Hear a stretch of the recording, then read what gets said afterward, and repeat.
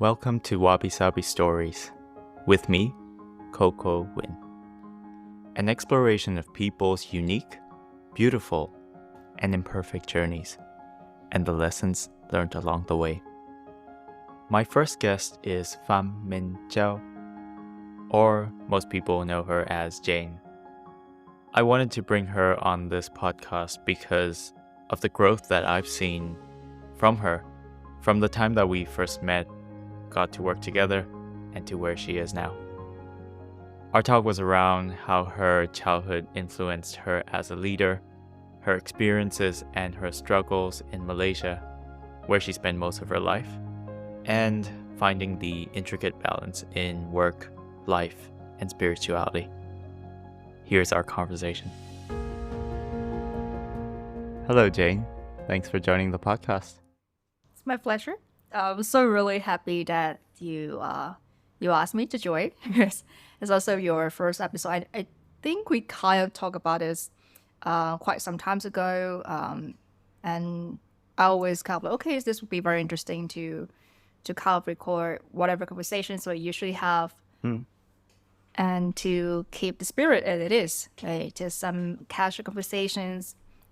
As it feel like this is some kind of it's not like a very formal thing, I would say, but it can be very related to a lot of people in our situations, or and anyone. Yeah, thanks for that. I think I've known you for, if I'm not mistaken, for a year and a half, because we met in Bangkok. Yep. This was when was this? This was March 2022. Yes. This is March 2022. And the first time that we met was at the Prompong BTS station. Oh my gosh. Yes, I still remember. And I remember I would never able to forget because you would never stop telling people how the story that we met. But yes, you're also my first colleague who reached out and say hi. And that meant a lot to me at that time. Just for the context, I'm actually was moving from Malaysia to Bangkok. That's not the first country that I moved abroad for. I'm originally from Vietnam. But then again, right, it's not the first time, but it's always feel like a first time when you start a new job, when you start with a new team, new environment. And it's always very nice to have someone to reach out to you and feel welcome. Yeah, I agree. Yeah, starting a new job is always really scary and exciting at the same time, but it's always great to have the first interaction with that first person. So I really wanted that to be a good experience for someone that joined a company as well. So you talked a little bit about coming from Vietnam, but for the people that don't know about you, tell us a little bit about Jane, and tell us about the younger Jane as well. Who was she and what was she like? What was her childhood like? Oh gosh. Okay. Well, Jane and I, we go back a long time. Yeah, sure. And I would say my life so far it's been divided into three parts. The beginning part was the one growing up in Vietnam. I was born in a smaller city in the south of Vietnam, and later on we all moved to Ho Chi Minh City, which is like the biggest city, and that's where I also start to have an idea. It's like, okay, I want to see more of the world, and big cities like Ho Chi Minh City was already like big enough for me at that time. But then that's where we start to have the internet comes in. Like, back then our family, we still have like a very big bulk of internet computers. It's not like a laptop right now we have like with the flat screen and all, but it's like a very bulky one. When was this? That was, oh gosh, that's early of 2000s. Early 2000s. Yeah, okay. early Okay. 2000s. So Yeah. So it must have been like what, 6, 7? Yeah, I was in my secondary school. I guess. School. Like Got it. beginning of that, and we can't move to Ho Chi Minh City, and that's where I start to have like Yahoo, if that still exists.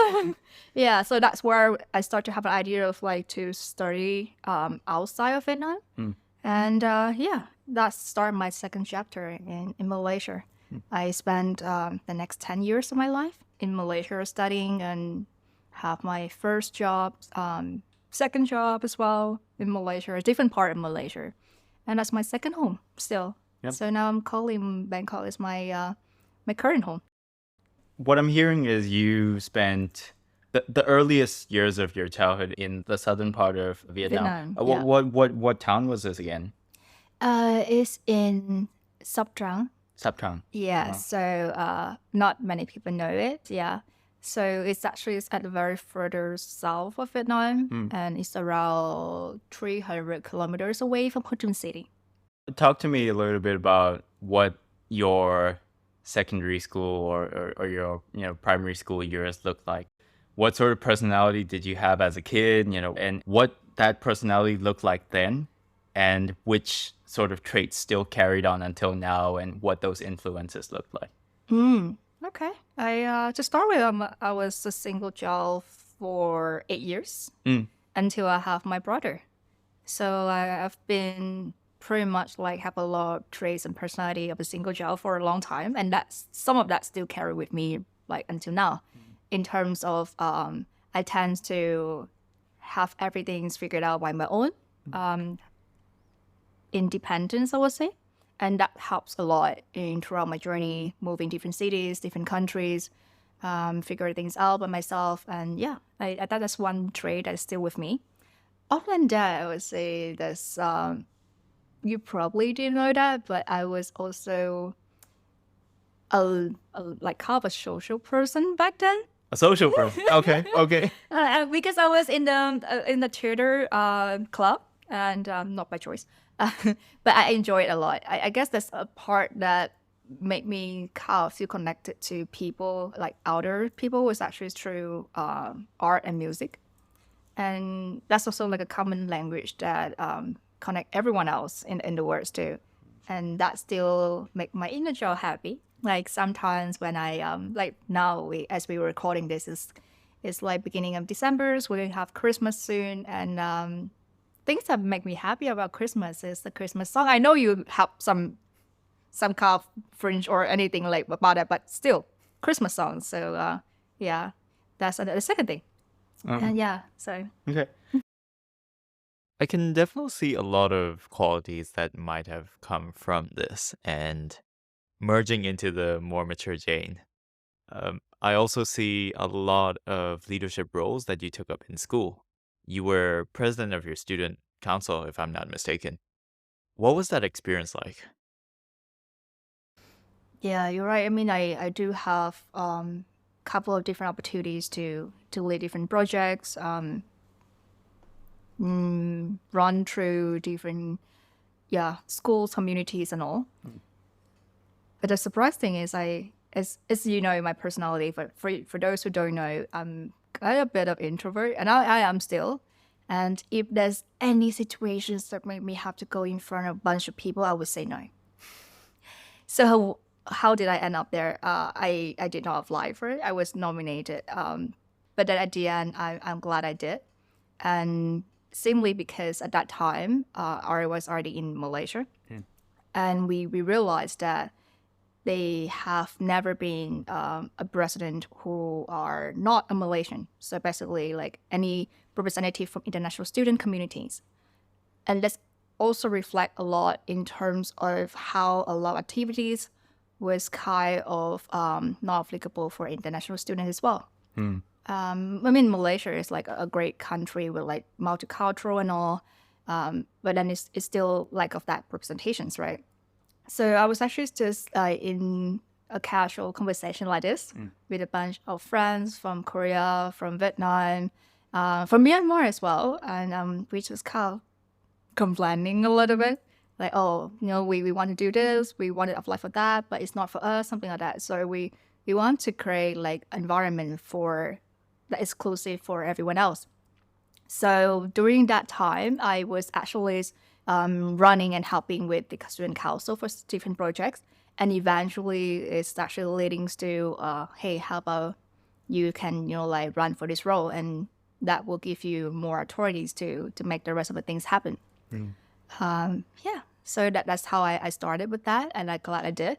because later on we also managed to form a Vietnamese student community. That later on I also become the president of that, and then we can't pass by that to other generations, and it's still running until now. And it's actually helped to connect the dot a lot, because later on it's also helped to bring a lot of exchange students from Vietnam that probably don't have the conditions to have like a full course abroad, but they still can have some exchange program to see what it look like. Exactly the same feeling how I felt when I wanted to come to Malaysia or when I go to abroad. So I want to provide the same experience. Yeah. So initially, I mean, there was a student council, and you, with the batch of your friends, you felt that there wasn't an inclusive community for the students in, or specifically in the school. So I guess this was your first passion project, so to speak, to kind of build that community for all the other students within the school. Yeah, that's true. And I mean that's like the highlight of it. Of course, there's always a lot of low light when you start, and you thought that it would be ABC, but then when you start to take it on, I think you're pretty sure like have the same feeling when you actually take on a role and you start to realize, oh, they still have like X, Y, and Z things to do, and where this Z thing coming from, and then why we have so many things that happening on that low lights. And that's also give me a lot of insights when moving to the adult world when I start working. And of course, it doesn't have to be a manager to take up a lot of different project and have an ownership on different projects, even your own work. Yeah. So I guess that experience at student council really shaped a lot of experience I needed. So I also saw you recently took up a speaker role for an event in Vietnam. And when I first saw that, I was like, this is not the Jane that I knew from a year back. And yeah, that's very refreshing. And this was a partner event in Vietnam, if I'm not mistaken. Yep. It was actually there's two events that was initiative by our own company. And we actually have some partners involved in terms of like collaborations to provide like more different point of view from the partner side as well. Yeah. So yeah, I think when you first started that and took on that opportunity as a speaker and as a moderator, did you find that you were reflecting on the younger self, the self that said, hey, we don't have an inclusive community here, we should speak up for this. Hey, we should start something because this would mean more to other people and provide value. Take me through the thinking process of why you took on and how you took on that opportunity. I guess it's just read through my mind. I mean, what do you think the reason why I take up this podcast invitation? Yeah, I guess I have a period of my life was that inner child still there, I would say. I mean, I still felt super nervous to think back about the time I was on stage, the time when I speak up in front of so many different people. But yeah, you are right. I have a conversations with my manager at the time just to discuss about the event and also the dilemma I have in my head. Should or should not take this up as an opportunity? And I will also want to thank him in a way. And he was actually also mentions that there's a lot of things. That's also the same thing that you mentioned to me when you invite me for this podcast. Things that you sharing to the people that you think is might not worth it, or it's not even relevant, or I mean everyone knows this, but you're not gonna know. You never know. It's just a kind of like imposter syndrome in a way. Yeah, I guess it is. So my thinking process was that I was like, well, I'm nothing. And I'm nobody. I mean, I'm gonna be in the middle of all the top leaders of the industry. Actually, it's gonna be an environment of the people that have been doing that thing for like more than 10 years or like the entire life. And what value can I add into that conversation? And when I was actually have the first meeting with another speaker, who is also a president for that industry, he's actually just like a very humble person. He will say that he's really excited that we invited him because he thought with his, like, because of the industry, it was gaming industry, so things changed overnight. So he thought people would never think about him anymore because he's no longer relevant to the industry. So that's kind of give me a kind of like a knot on my head. I was like, okay, that's because I totally think different about him. So that's make me reflect on myself, and I'm glad I took it up. And my thinking process was actually, if I only trust my thinking process, you will never see me on that stage. So that's another thing I reflect on myself, is whenever you have doubt, talk to the people that you trusted, and take up the opinions too. Because sometimes we will just end up being our most horrible and worst critic of ourselves. So It's always a thing, right? When you have so many different things that are going for you, where people are commending the accolades that you've gotten, the successes that you have, and all the good qualities that you have, but you tend to always focus on the one comment that someone else that might be insignificant would have told you, oh, you didn't do this well. But you'll think of that in the middle of the night at 2 a.m. and then you'll think, okay, well, I don't deserve this, or I don't deserve to do this. But I think, there's a lot to learn from that, right? Which is overcoming your inner voice. That inner voice can be very misleading too. And I think when you start to get overwhelmed with this inner voice as well, you get that imposter syndrome. What value would I be able to give compared to all the other people in this industry that were, that are tenured, that have 10 plus years of experience, that know this industry inside out. But in that sense, I think the why I'm also doing this podcast is to also highlight stories like this. I also want to get into a little bit more into some of the other career and leadership things that you've done before.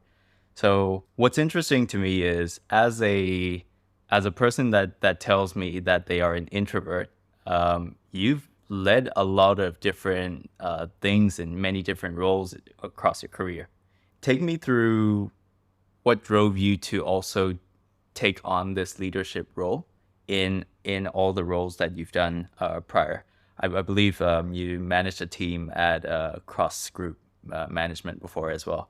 Take us through what that meant to you. okay. That's my first official role after I graduated. And it was terrifying. Terrifying. I don't think I will still keep in touch with my my teams until now. And I'm glad that everyone have managed and landed themselves in a lot of different roles that they wanted to do before. Personally, that role for me was life-changing, because actually that lead me to the next role that opened a different kind of career path. So for who didn't know, I started as from hospitality industry. So simply because I enjoy interact with people, not too much, but I do have a lot of inspirations to just listening to people conversations, seeing the interactions. So that's why when I joined to that team, I think that, that's going to be great when we have a group of like dynamics of different peoples and then gets to work with them. And that's going to be the similar experience I have when I was in student council. I was wrong. Okay. It was much messier than that. It's messier in a way that I guess no one ever told me that when you become a manager, you just can't be as inclusive as you think it is anymore. And it actually took away the part I enjoy at that time. So I do enjoy is that connect with the people I work with. But when I actually start managing a team, even though we have the same vision, we have the same objective, there's certain things that I would need to act on, or like take actions on, that will be not on the same page, or like we're not gonna be in the same zone anymore, like we feel as colleagues. Yeah, there's gonna be some certain distance or certain wall, I would say. And that's actually kind of like, is that some things I enjoy anymore? That's kind of lead me to a bigger questions that I have in life. I know a lot of people nowadays, they also say, oh, people don't want to become managers. They want to be individual contributors. That's easier. There's a lot of different kind of things. So I'm glad that experience gave me a chance to have like a real life experience of what the managers look like. Do I want to be a people managers in the future?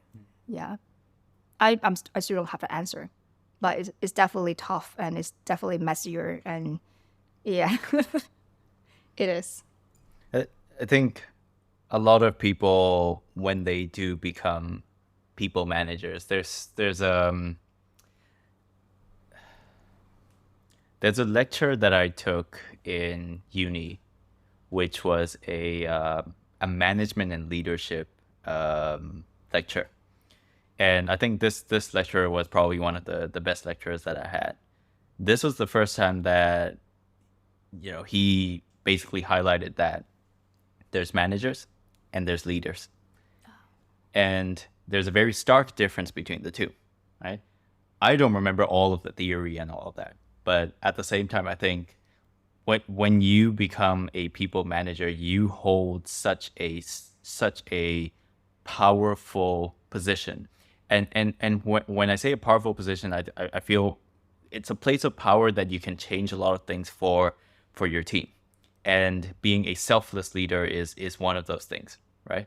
What are being able to kind of foresee what your team needs, being able to be there to provide that psychological safety, being able to be be someone that has their back, basically. Mm-hmm. And those are just really small things that I guess makes a difference between just a people manager and a leader. Talk me through what are some of the things you wish you would have known going into this position, knowing again that this was not going to be the same thing as the student council role, where the inclusivity part could be a lot easier implemented, whereas this is more of a work culture. You have KPIs, you have targets to attain. Bring us through what that thought process looked like, and what you wish you would have known. What are some of the things that you didn't succeed in doing, and what you learned from it?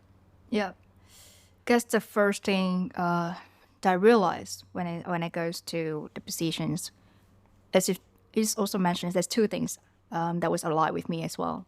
First of all is there's KPI involved. This is a business setup, right?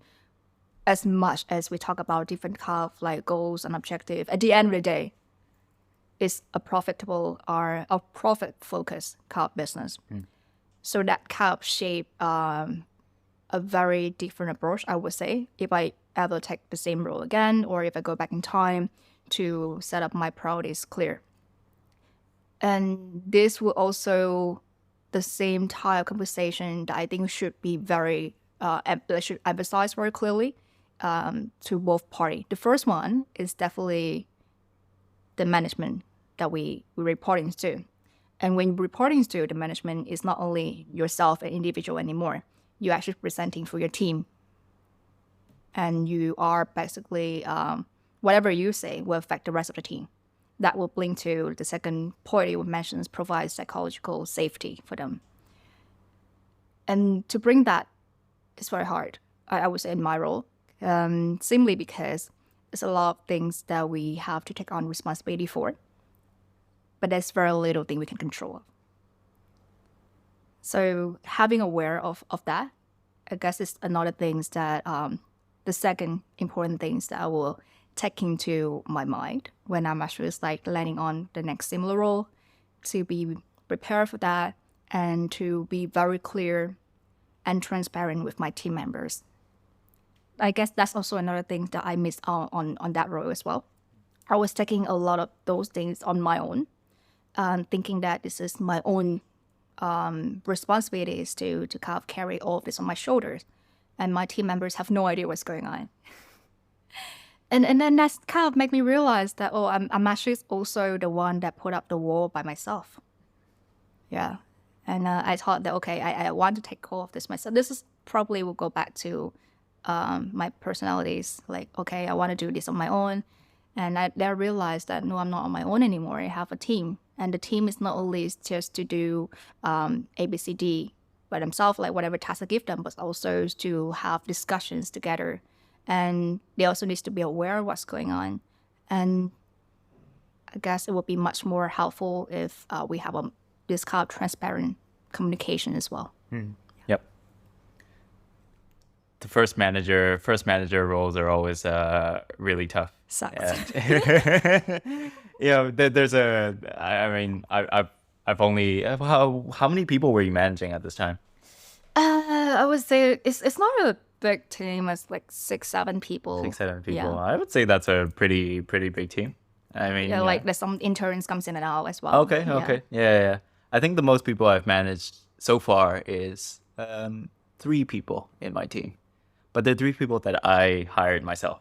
So that's the other part. There's a difference between, having a team that you hire yourself, the culture, you build that culture from the start. That's whereas, you have a team that, I guess in your case, this is the team that you inherit. Yes, that's a kind of a team that was there before me. So it's a kind of put me in a kind of like situations, I guess in the team, like later on when we no longer work together, so kind of like have a more casual conversation, there was like, is this person going to come and change everything?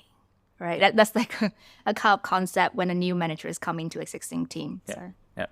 Change management is always tough. So let's get into the later roles that you had, which is more to do with sales and business development. What made you get into a sales role? I want to kind of like be in the front line of getting those business opportunities, because that's tough. And usually it's in the team. I was in the marketing team department before. And people always say that, marketing team, they always spend money. That's true.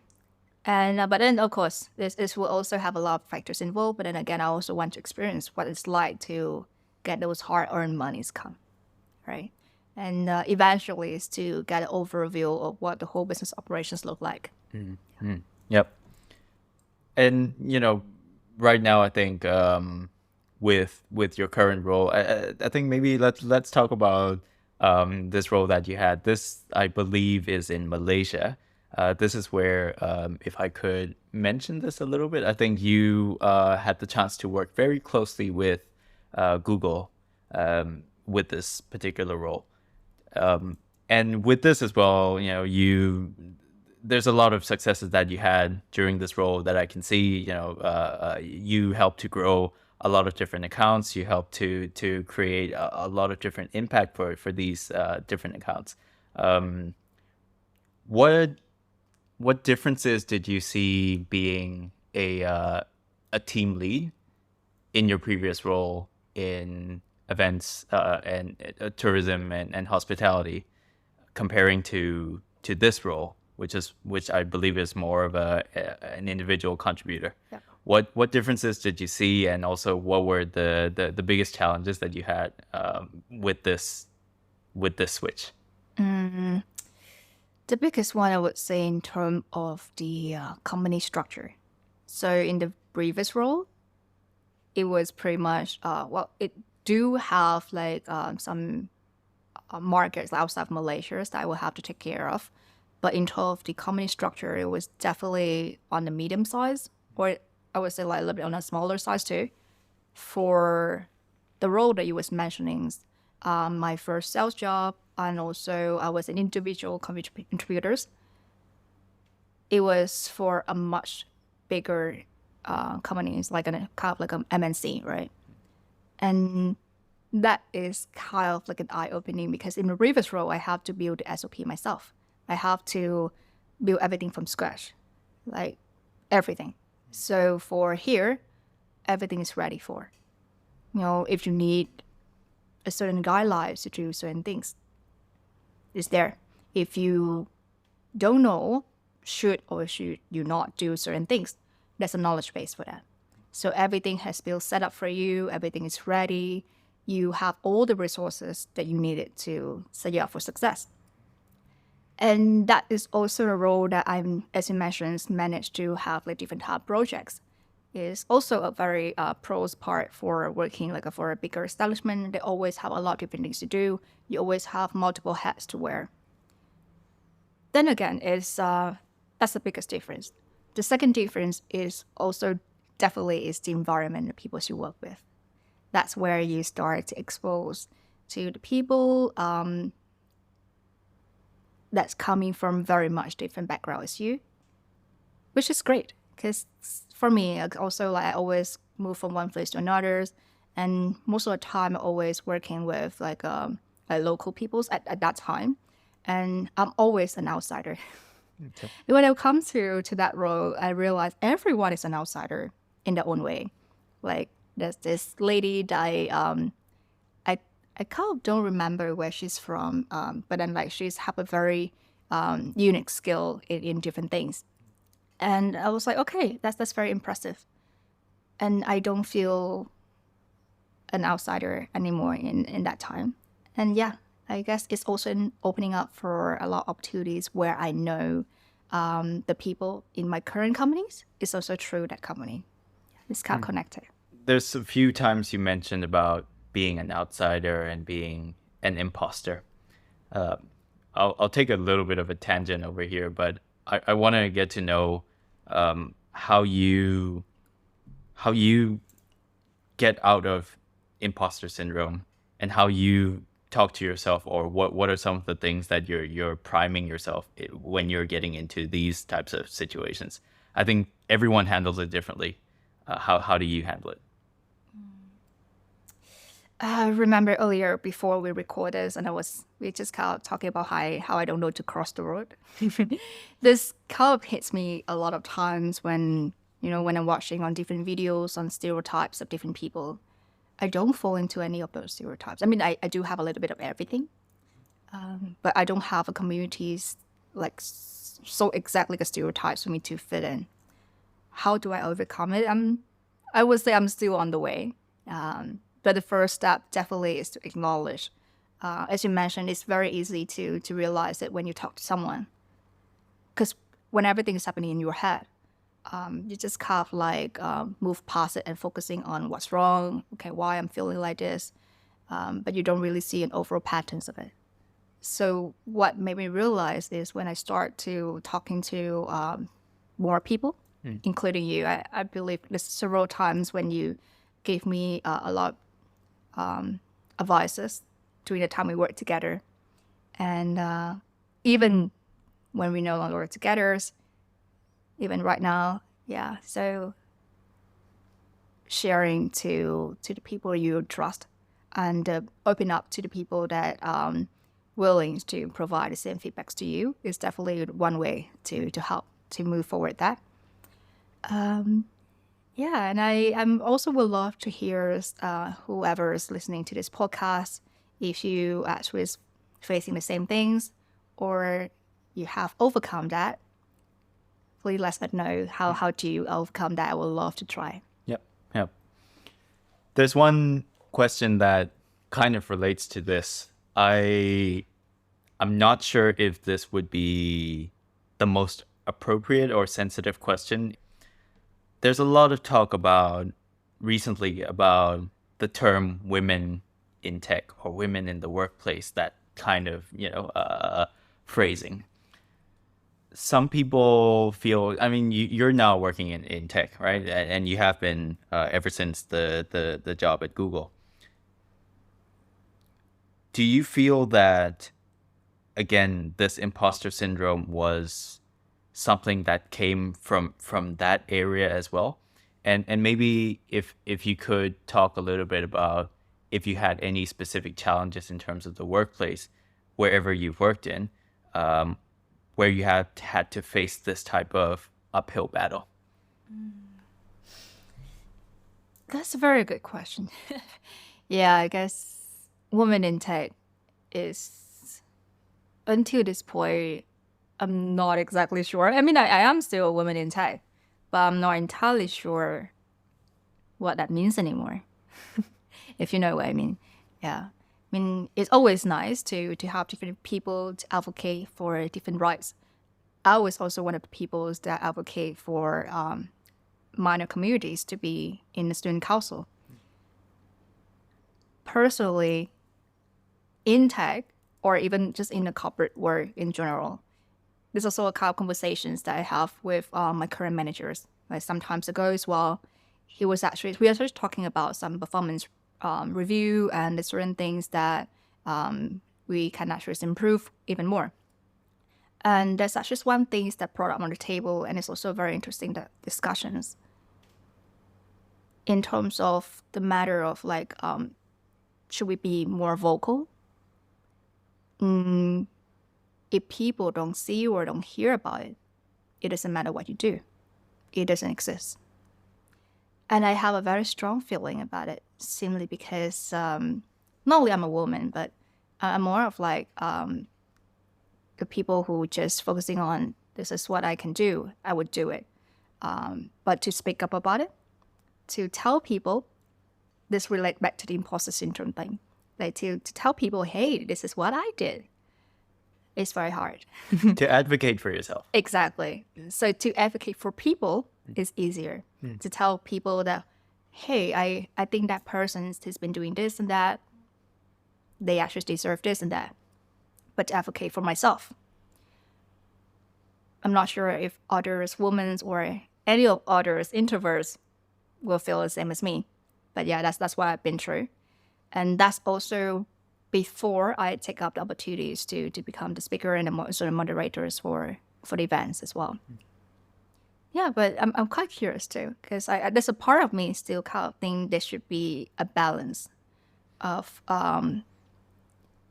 still be proud of what you did and share with other people, but also be humble and focusing on what matters more, which is the action. For anyone that is still early in the career as well,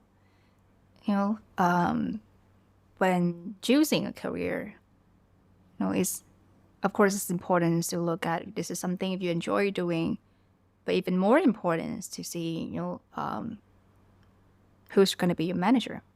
Like they not only the person you spend most of the time with at work, but also, as you mentioned, the whole certain authorities, the whole certain power, and they also in the positions that have more overall pictures to kind of like shape on how you're gonna become in the future, whether you're gonna pursue the career path. This like very important aspect that I think earlier in my life I wouldn't consider that as one of the top priority when choosing a career or a job. But I would say that I do very grateful and blessed to happen to be a lot of different team that have with amazing manager and also a mentor. Yeah. To again, all the people that are finding their first role, or like we are a little bit, we can still say we're early in our careers. We're 5-6 years into our careers, right? So for all the people that are within this space, how do you feel that they should go about to find their mentor? And I think we always talk about mentorship being such a crucial part of not just work life, but also life in general, and to get that second opinion. How did you find your first mentor? And how was this pivotal to where you are right now? My first impressions or like idea of what a mentor should be is someone that like they's already very success, or like they have like a years and years experience in the field that I want to be in. That's my first impression. And it took me a very long time to find that mentor. First of all is I don't know that person.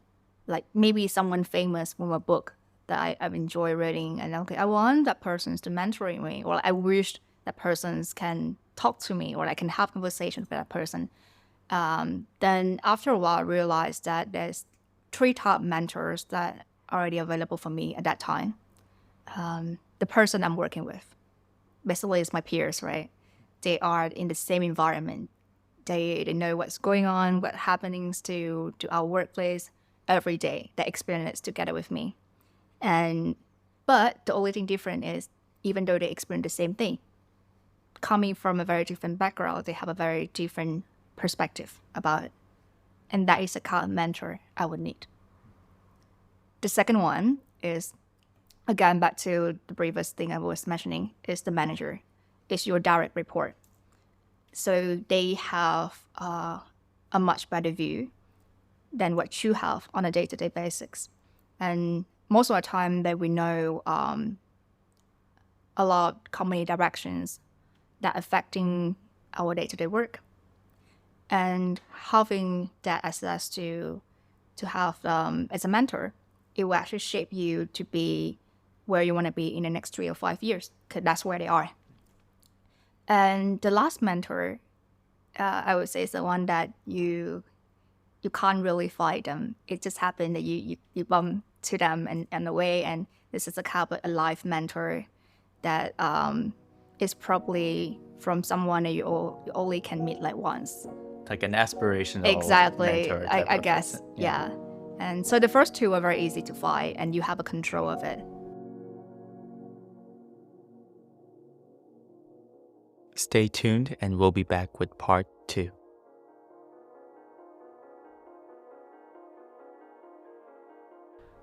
I want to get into a little bit about focusing on mental health and work-life balance, integration, whatever it is that you call it. Some people like to play on the word work-life balance.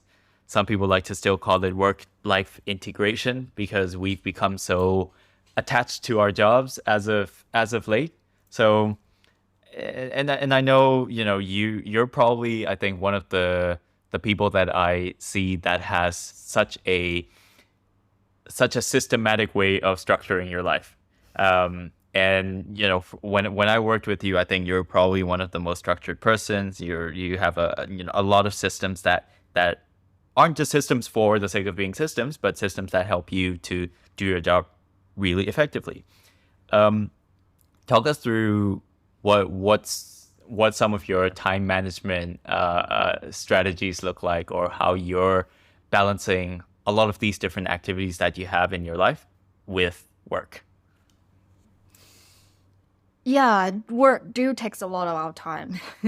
And to be honest speaking, reaching that perfect alignment or ratios between work and life is impossible. And that's not something I want to achieve either.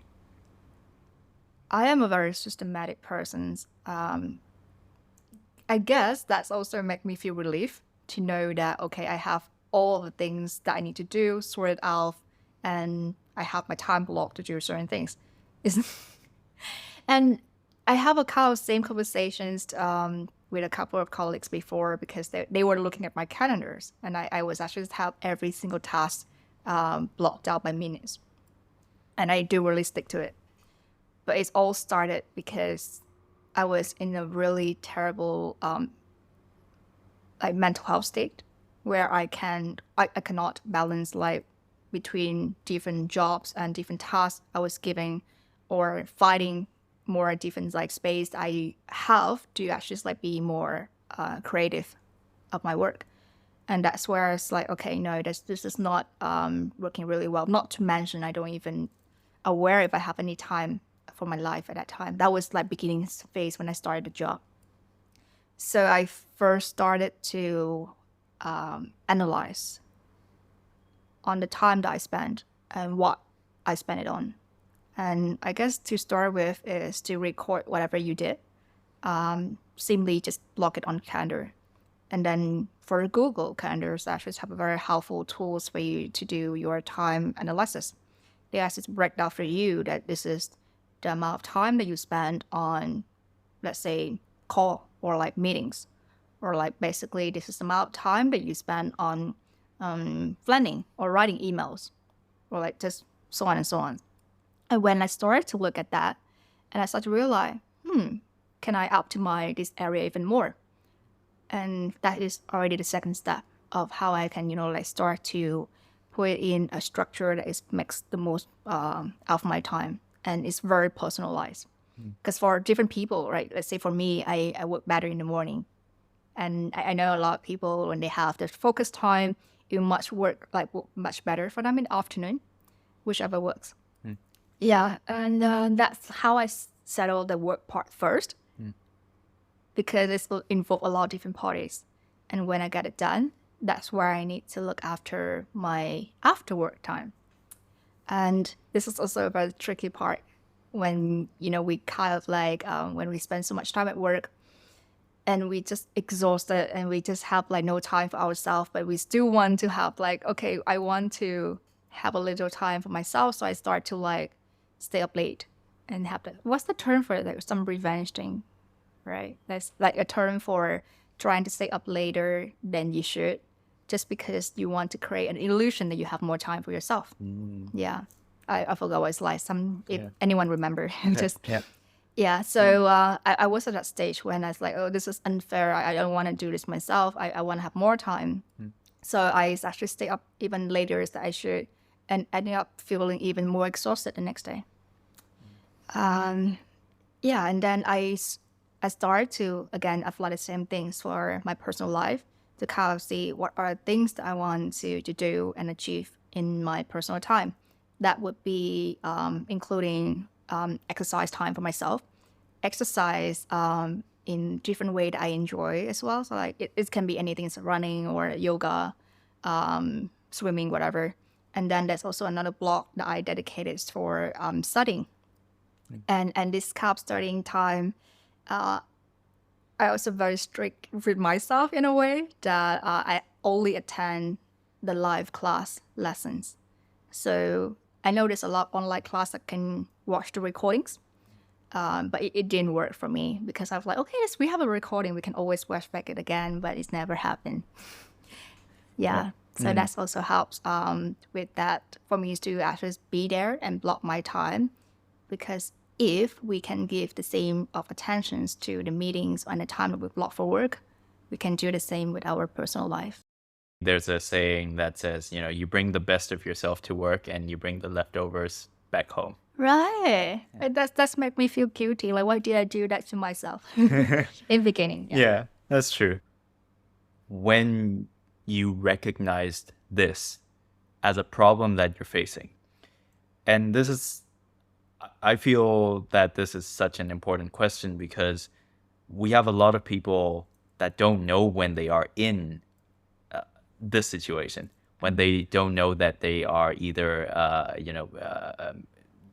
in a state of mental distress, in a state of depression, in a state of being in a struggle, right? Yeah. When did you realize that this was what you were feeling?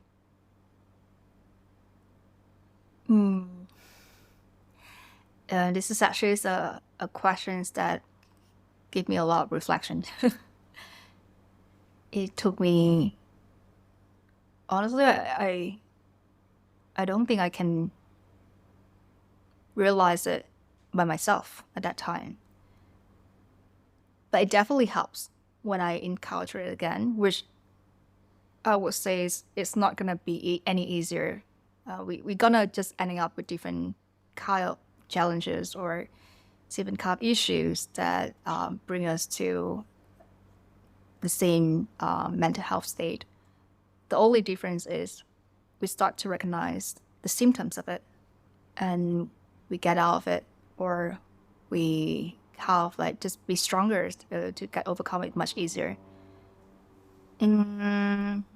the first time I recall is actually also when I was still in Malaysia. And there are a very long period of time, I guess like that's like the entire summer break that I just stay at home. And there's actually two different parts of me who first beating up myself up for wasting time. But then there's also the physical state of myself that literally drained out and have no physical energies to be doing anything else. And I guess the mental part was the part that is tricky because it's not really give you a very clear symptoms in terms of like if you're too hurt, you're like, okay, I can't eat, I need to go to see doctor.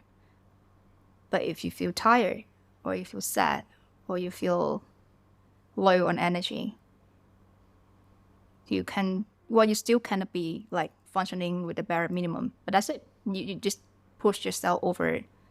And as a person that always push myself through things, I was just kind of consider that, I'm just not being grateful enough for my privilege. And that's even worse. Until we have someone surrounding us and telling us that he was wrong. That's actually a very simple questions that a lot of people, when they ask the question, it's just kind of like a greetings or like, hey, how are you? How are you doing? But then sometimes you can actually felt it. And it's like you asking yourself, what's wrong? And that's also another part I realized in a lot of people in the low mental health state, how they get overcome that was not by isolating themselves even more, but to have a community surrounding them to make them realize that, hey, I get that this is a time that you want to disconnect it for a while to recharge and all, but this is what we realized from the outside. Can you tell it what's going on from the inside? You can choose to tell it to people that you trust or not. It's up to you. But that's the first step to realize that, is there something that's going on from the inside? Recently, I also do a very short course just to learn about, like how we can go back. The only way out is going back in, right? It's still a very tough thing to do because we tend to move away from difficult topics. If there's so much thing for us to do today, we can do it tomorrow. That kind of things. Yeah. So, to back to your questions. As also an introvert, as much as I want to minimize my human interactions, I think those are the most powerful things that ever happens to, like, it's kind of human connection that help me through a lot of different things. Yeah, I think that's really powerful. When you mentioned about again, there's so much underneath the layer that we see with each other, day-to-day interactions and so on. But it what it sometimes takes is that one question of, hey, are you okay, right? And having the vulnerability to be able to say, actually, no, actually, there's much more to it, and you don't need to find the right words to say it, but it's just a matter of how you feel. And I also kind of say this to people as well. We live in a society that we're so bombarded with all the things that try to catch our attention, right? There's so much attention suckers in our lives. Our social media, our phones, our laptops, our work, our Slack, all that stuff. So I say this to people where the greatest gift that you can give someone in this modern age right now is the gift of listening. Because we're so preoccupied with our thoughts, we're preoccupied with all the external stuff that's happening that we never really give the space for us to listen to each other thoughtfully. So I think that's a very powerful thing that I think we should do more of, and it's a gift that keeps on giving. Yeah, I guess I want to pause here for a while and thank you for listening to what I shared today. And also thank you for whoever listening this. Yeah. Yep. I noticed this year you've explored into meditation and philosophy. Tell us how this has impacted your mental health journey or how it has helped you so far. To start with, always a person who want to find out the root cause of whatever issues I'm facing. You know, a lot of times when people talk about mental health, they give like a bunch of different advice, and you know, just be more grateful, like grateful of what you have, or be more positive by looking at the bright side. A lot of those things. It'll be okay. It will be okay. It'll be fine. Yeah, you you'll know? be fine. You know, it's Don't think too much about it. just don't be sad. Don't be sad. Yeah. Try not to be too sad. Like just move that. Anyway, you got the point, right? So I do agree. Like along the lines, it helps and it works, but without knowing why or without figuring out, you know, what exactly it is coming from or where is this coming from, all of those method was just merely like those kind of like just it's like drinking more any new addition. It's just gonna cover very top layers of what issues you're having.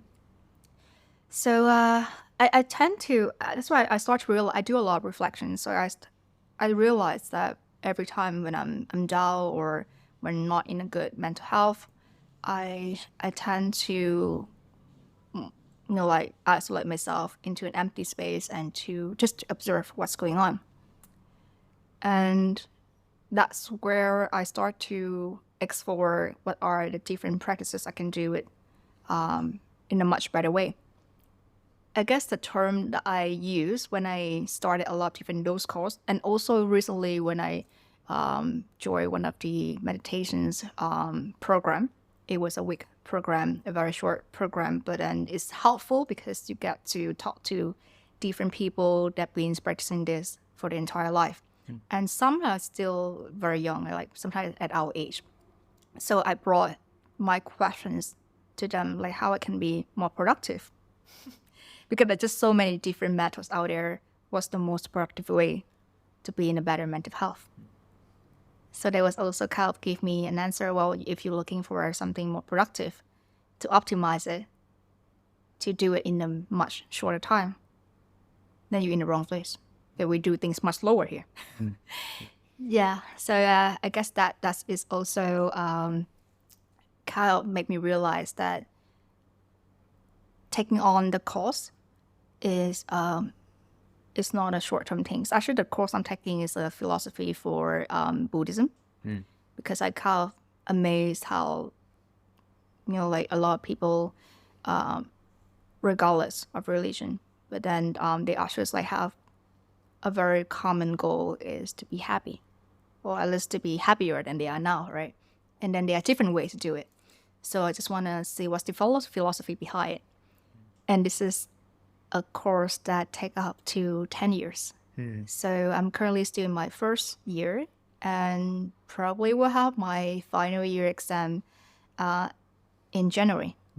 Okay. So yeah, so it's still a long way.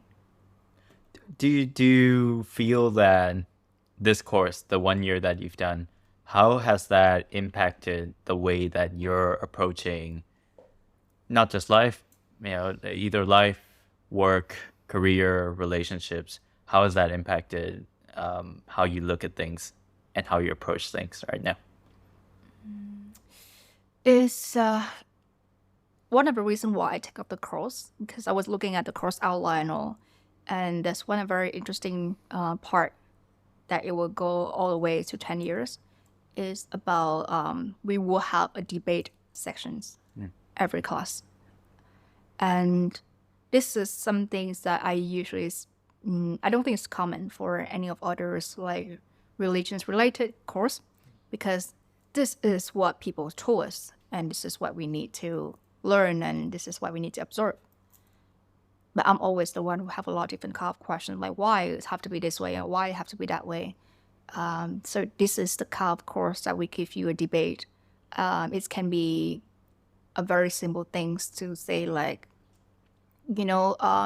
I believe it should be A, B to do this C. And that's why? Well, because someone in the book says so. It's never convinced me that much to do that way. That's why I never actually take up into any religious course before. So this one was actually give you an opportunities to debate whatever you like until, general rule of debate. If you have nothing to defend anymore, you will accept whatever the other person say. And that's helped me to look at life a different way as well, especially at work. There's a lot of different directions or a lot of different things that happening in the economy right now that leads to a lot of directions in the companies that we might not be agree with, or we might not know why is this happening this way. My old self would be like, okay, I want to fix it within myself. But then after this course, it gives me the kind of ideas to start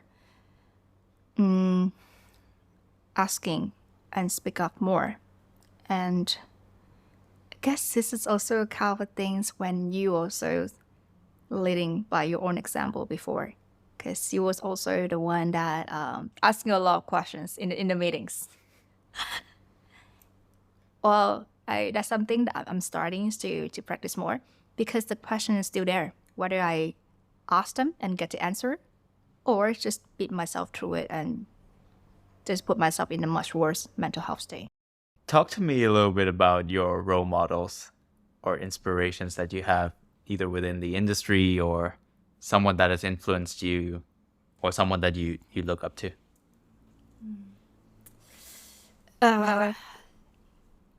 Well, I don't have really a role models. Like even for we was talking about before, a lot of people that have their favorite artists or like the idol, that whenever they have a concert, we must get a ticket to see them, right? That kind of thing. Then that's kind of made me realize I don't have such things for artists or any people like that. Then back to role model in terms of like career success, or even like life success per se. I don't have one to be exact. I would say it was different pieces of different people that make me admire and make me realize that I wish I would be the same. I wish I did the same thing. I wish I say the same thing. And it happens a lot of times. So earlier, I was also mentioning that you are sort of persons that speak up a lot different in different conversations we have at work. You have a very good advocacy for yourself, for people surrounding you. And we also know that someone else in our team that you also have the same personality. That is also something that I look up to. It's a very, I guess a lot of time when I look back on that conversation, I tend to reflect a lot at the end of the night before I go to sleep. So sometimes when we're in a situation, probably like in the conversations, a very important one, we kind of don't really know what's the right thing to say, and then I ended up not saying anything. Only for me is to slip through it and realize that, this is the thing I wanted to say, but I don't have the opportunity to say it anymore. And a lot of time people can label the people that tend to speak up more is like, well, you just like don't have a filter, or you should, choose wisely what you want to say. But coming from a person who, on the other end, I would say, I'll regret much more not saying things rather than to filter it too much, ending up not saying anything at all. Right. Yeah. Yeah. So definitely that's one of the role model I have, and there's plenty more. Yep. Yeah. With all of what you mentioned today, we talked a lot about imposter syndrome. We talked about being vocal. We talked about balancing mental health and understanding the points at which your mental health could suffer, and to see the signs. Time management. Getting into a few pivotal moments in your life too. If there were any other pivotal moments that you found as the greatest challenge that you had, or the greatest failure that you had, or the greatest struggle that you had, tell us a little bit about that, and how you managed to go through that and to become a fuller person. I'm not really a fuller person yet. Guess the next one would be when already in Malaysia. I mentioned this a lot because, again, that's like 10 years of my life there. Yep. So there's a lot of things happening in that 10 years. Yeah, I guess the next pivotal moments is when I realized the freedom at that time that I have, which I also treasures until now, is the freedom. Well, some can see as like the loneliness of being independent. But for me, until now, I still see that it's very a big plus for all the struggle I'm going through. Is I still have the control over my time, and a lot of decisions I can make. So if I'm in a certain state of my life that I don't feel good about, I always remind myself that, hey, I have a control to change it. If this is not the place I want to be anymore, I can move. If this is not the kind of work that I don't enjoy, or is actually even worse, harming me in any way, there's always another different kind of work or career that can both benefit me and also the community and the people surrounding me. So I guess that's the next pivotal moment where I realized that I have more control than I thought. Yeah. You're empowered to essentially create your own future, create the future that you want. Yeah.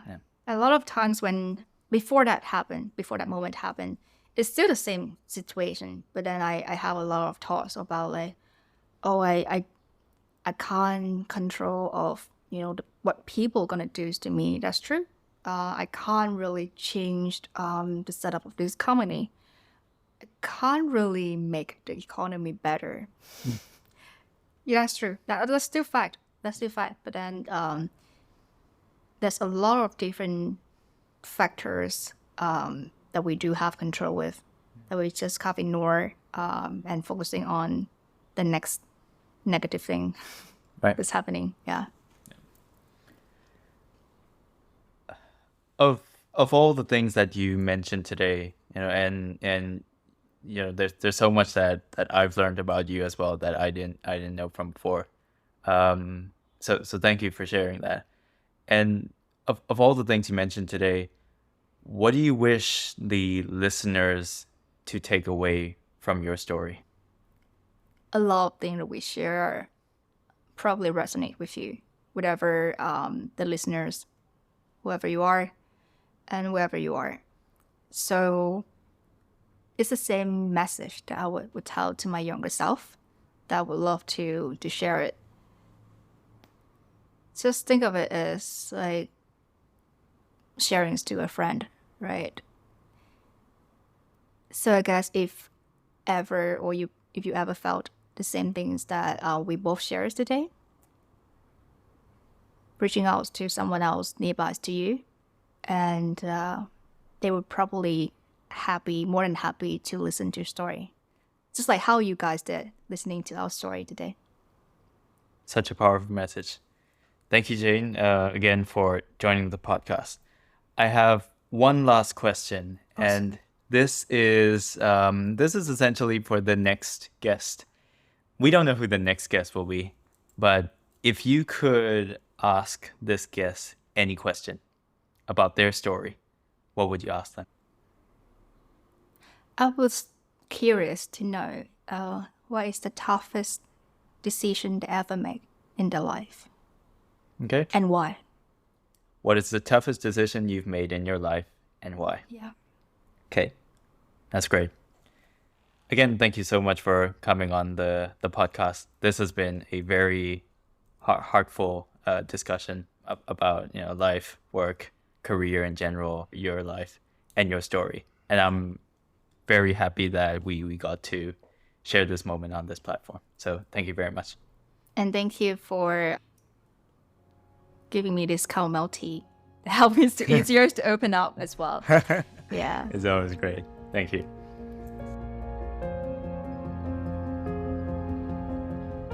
Thank you for listening to this story.